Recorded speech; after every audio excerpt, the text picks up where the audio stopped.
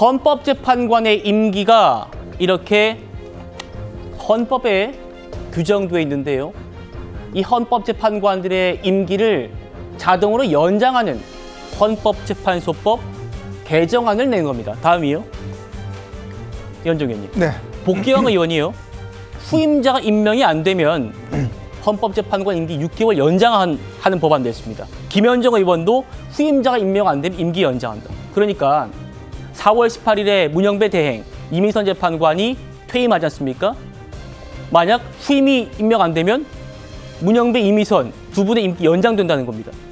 이거야말로 이제 위인설법, 즉 특정인을 위한 입법이다. 저는 오히려 이런 민주당의 어떤 이 움직임이 오히려 문영배 그다음에 이민선 재판관한테 굉장히 큰 부담을 떠안겨 줄 수밖에 없는 그러한 상황인 것 같습니다. 왜냐하면 이제 후임자가 결정되지 않으면 보통 공기업 같은 경우는 그런 경우는 있습니다. 후임자가 결정되지 않을 경우에 이제 후임자 결정 때까지 이제 임명을 계속 직을 하지만 그러나 대통령이나 예를 들어서 지금 뭐 총리라든지 그다음에 지금 이 헌법재판관 대법관 같은 경우는 법에 일단 임기가 정해져 있습니다. 자, 그러면 대통령도 임기가 예를 들어서 끝났는데 후임자가 혹시 선출이 안 되면 계속 될 수 있다는 겁니까? 말이 안 되는 이야기잖아요. 딱 6년으로 정해놓은 거 아니겠습니까? 그러면 지금 4월 18일 날 되면 두 사람의 임기가 끝나는데 저는 이 최상목 대행이 만약에 그때까지 계속 대행을 하고 있다 그러면 저는 임명해야 된다고 봅니다. 이건 왜냐하면 대통령의 어떤 권한, 즉 이 두 사람은 다 대통령 추천 권한이거든요. 그렇다면 대행이 충분히 임명할 수 있는 자격이 있고 임명해야 된다는 것인데 문제는 민주당이 이 시점에 이런 법안을 꺼내는 이유는 결국 본인들과 취향이 비슷하고 어떤 이념적인 성향이 비슷한 문영배 이민선 재판관을 계속 임명함으로 인해서 실제로 지금 헌법재판소에 있는 여러 가지 어떤 탄핵 관련된 사안들 이거를 본인들한테 유리하게 끌고 가자 한 게 아닌가? 저는 왜 이런 의미를 간다면 이진숙 방통위원장 같은 경우에 딱 이틀 동안 근무를 했습니다. 그런데 그 결과가 어떻게 됐냐면 4대 4가 나왔어요. 인용이 4가 나왔습니다. 바로 이 인용 이 투표에 바로 문영배, 이민선 이런 분들이 여기에 인용을 했거든요. 저는 그 내용을 보면 정말 제가 알고 있는 법상식으로는 도저히 이해하기가 힘듭니다. 도대체 이틀 동안 얼마나 위헌적인 행위를 했길래 그렇게 하는 건지 모르겠지만 바로 이런 것 때문에 지금 많이 걸려있는 여러 가지 탄핵 사유를 본인들한테 유리하게 끌고 가기 위해서 결국 저런 위인설법을 하려는 게 아닌가 그런 의심을 지울 수가 없습니다. 예, 복귀영 의원 얘기 다시 보시죠. 후임자가 임명되지 않으면 6개월 연장한다. 헌법재판관들의 임기는 헌법에 보장되어 있습니다. 그런데 법률로서 6개월 연장하겠다는 거예요. 복귀영 의원 얘기 다시 보시죠. 불가피한 헌재 공백을 방지하는 차원이다.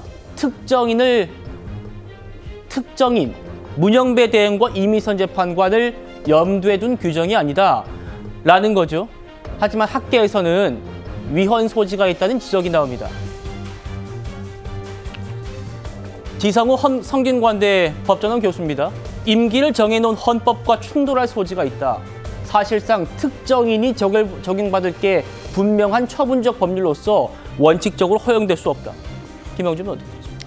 네, 저는 뭐 지금 현재 일어나는 사항으로 보면 현행법상으로 그 기본적인 법 정신에 충실해야 된다고 생각이 들고요.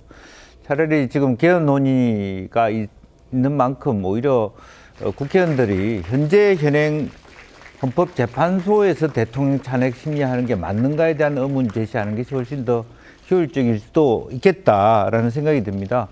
좀 지금 대통령 지금 두 사람이 나가지 않습니까? 대통령목 문재인 대통령이 추천한 대통령목이고 다음 대통령이 그 두 사람을 또 충원하는 이제 그런 구조인데, 근데 이재명 대표가 이제 대통령이 됐을 때 또 두 명을 집어넣는 구조를 생각해 본다라면 사실은 이것은 또 민주당의 대선에게도 부담이 될 수밖에 없는 구조입니다. 저는 차라리 지금 최소한 대통령 재판과 관련해서는 아예 미국의 그 상하 양원제에서 상원이 다투는, 예를 들면 100명이 3분의 2로 통해서 하고 직무정지를 시키지 않는 것이 훨씬 더 합리적 결론에 나올 수도 있다는 생각을 가질 필요가 있지, 현행법을 꼼수로 연장해서 이 체제를 더 연장시켜 보겠다, 차라리 김현정 의원의 안은 더 합리적일 수도 있어요. 후임제가 임명될 때까지 임기 연장은 있을 수 있지만 그러면